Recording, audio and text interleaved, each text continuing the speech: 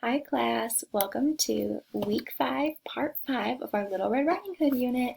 So this is the last week of the unit, so we will be moving on to a Spanish reading unit next week. So this is the last week that we're going to be doing English for a while if you had chosen to do this unit in English.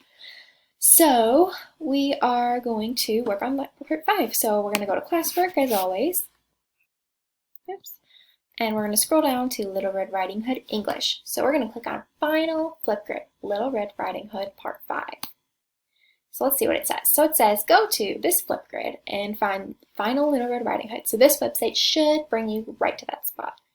Create a 2 to 5 minute video answering these questions. So remember, it doesn't need to be 5 minutes long, but I at least want you to talk for 2 minutes.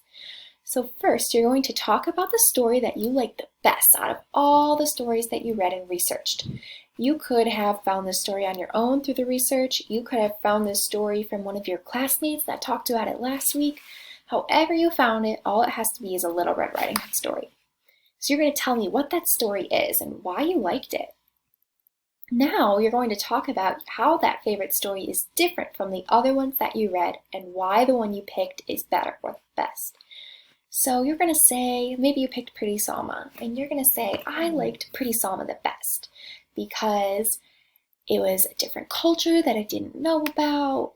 It was a little bit nicer maybe you like the wolf better in that one.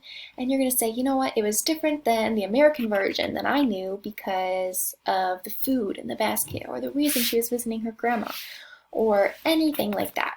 So remember, you're going to first talk about the story that you like the best, and then you're going to tell me how it's different from other ones that you read. So let's see what that link looks like when we click on it. Here's our link. So here's the instructions again. So you're just going to record a response.